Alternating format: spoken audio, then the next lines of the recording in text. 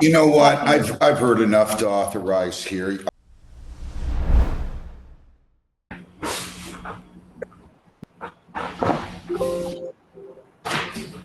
People against Jamon Jordan Higgins, 25B716906FY. Detective, your name? good morning, Your Honor. Crystal Tulas, Detective, Brownstown Police Department. Raise your right hand, please. You solemnly swear or affirm that the testimony you'll give in these proceedings will be the whole truth, so help you God. I do. Okay, go ahead. Your Honor, on May 24th of 2025 at approximately 3:33 a.m., Sergeant Mott was dispatched to the intersection of Hickory and Willow Grove in Tella Valley in Brownstown Township for a possible traffic accident involving a pedestrian. While en route to the accident, dispatch advised that there was also possibly an abduction of a female involved with the traffic accident. Upon arrival to the scene, Sergeant Mott located who was later identified as victim Jordan Damron, lying on his back, and witness, Mackenzie Damron, standing over him. The victim, Jordan Damron, was bleeding from his mouth and was unresponsive, but was still breathing. The Brownstown Fire Department arrived at the scene at the same time as Sergeant Mott and began treating him. Sergeant Mott spoke briefly with the victim, Jordan Damron, while he was being treated by the Brownstown Fire Department. Jordan Damron is the brother of the witness that was standing over him, Mackenzie Damron, and I'm sorry, that is his cousin, and he is the brother of another witness to this incident, Carly Damron. Sergeant Mott asked Mr. Jordan Damron if he could tell him what happened. Initially, victim Jordan Damron told Sergeant Mott that he could not tell him what happened, but stated that Jamon Jordan Higgins had a gun. Victim Jordan Damron then told Sergeant Mott that Mr. Higgins had assaulted him, but was not sure if Mr. Higgins had used the gun to assault him. Sergeant Mott asked the victim Jordan Damron to describe the handgun, but the victim Jordan Damron was unable to do so. Sergeant Mott asked victim Jordan Damron if he was certain that he was assaulted with a handgun, and victim Jordan Damron stated he was certain it was a handgun because Mr. Higgins had the handgun while victim Jordan Damron came outside. Victim Jordan Damron also stated that Mr. Higgins was waving the handgun around when Mr. Jordan Damron came outside. Prior to speaking with the victim Jordan Damron, the Brownstown Fire Department personnel were attending to his injuries in the ambulance, and they advised that the victim had injuries to the back of his head and to his ear. Sergeant Mott further observed that Jordan Damron had a swollen face and blood coming from his mouth. Sergeant Mott also spoke to witness Mackenzie Damron about this incident. Witness Mackenzie Damron stated that Mr. Higgins came to her residence located at 23697 Hickory Drive in Brownstown prior to this incident occurring to pick up Carly Damron, who is Mr. Higgins' girlfriend and the mother of his children. Witness Mackenzie Damron stated that Mr. Higgins is a very jealous person and began arguing with Mackenzie Damron and Carly Damron. She stated that victim Jordan Damron came outside at some point during the argument. Mackenzie Damron stated that she began to walk away from the incident to get away from Mr. Higgins, but as she entered the residence, she turned around and came back to where the argument was taking place outside, where she located victim Jordan Damron lying on the ground on his back, bleeding. She stated she did not see the assault, but she did see Mr. Higgins running away from where Mr. Jordan Damron was on the ground bleeding. She stated that Mr. Higgins got in an unknown vehicle and fled the area.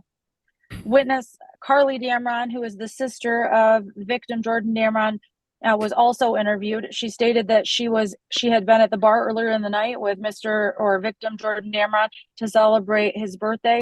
She stated that she and victim Jordan Damron went to witness Mackenzie Damron's residence at 23697 Hickory, and that upon arrival, or shortly after their arrival, Mr. Higgins showed up at witness Mackenzie Damron's residence. Witness Carly Damron said that Mr. Higgins knew where she was because he tracks her location with her phone. She stated that after they arrived at Mackenzie Damron's residence, Mr. Higgins showed up and began honking the horn of his vehicle for Carly Damron to come outside. Carly Damron stated that she went outside so that she could leave with Mr. Higgins because she knew that if she didn't, that situation would escalate further. Carly Dameron stated that when she went outside, witness Mackenzie Dameron followed her. Carly Dameron stated that Mr. Higgins and Mackenzie Dameron began arguing, and during the argument, Mackenzie Dameron began to leave and go back inside the residence. Witness Carly Dameron stated that she got into defendant or Mr. Higgins' vehicle, an unknown silver Chevrolet. She said that once she got into the vehicle, Mr. Higgins also got into the vehicle, but then got back out, and that when Mr. Higgins was getting back out of the car, she heard Mr. Higgins chamber around in Mr. Higgins' gun. She stated that she saw Mr. Higgins walk towards victim Jordan Dameron, but did not see what occurred between the two of them.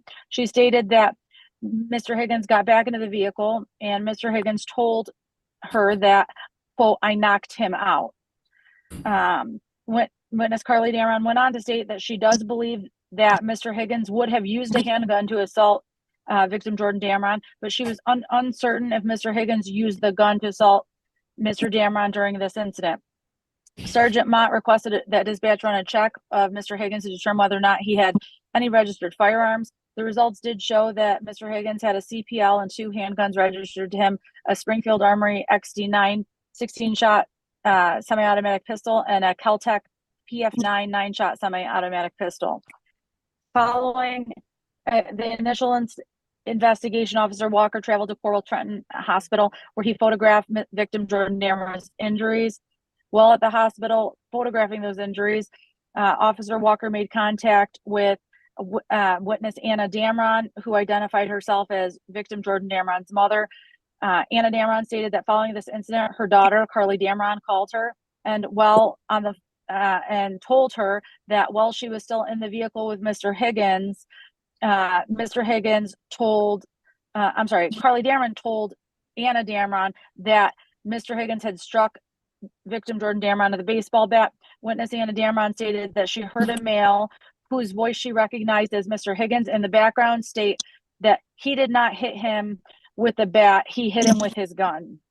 I was subsequently assigned to provide additional investigatory services in this case, and I spoke to witness Anna Dameron, victim Jordan Dameron's mother, by phone.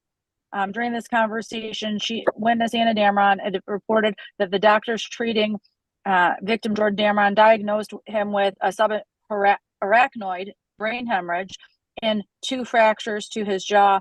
Witness Anna Dameron reported that her son was also experiencing pain in his ears and that his jaw had to be wired shut due to the jaw fractures.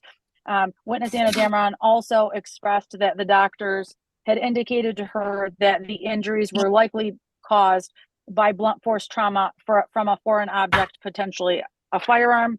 They also provided several different screenshots of text messages. I was unable to interview Jordan Dameron directly due to his jaw being wired shut. You know what? I've heard enough to authorize here. I'm going to indicate that you sent the complaint over and dated it yesterday. I'm changing the date to today since we did the signing on record today, August 12th, as opposed to yesterday. Based on your sworn testimony, I find that the crimes of assault, intent to do great bodily harm less than murder, and felony firearm were committed. There's probable cause to believe those crimes were committed by the defendant. I'm unauthorized. I've signed the complaint and the warrant, and we'll put that warrant in the lien. Thank you very much. Thank you, Your Honor. Have a good day. Thanks a lot. Hey, thanks for watching. Please do let us know in the comments what you thought of this video. If you'd like to support what we do here, the best way to do it is to pick up some of our merch. You can find it at courtroomfiles.com.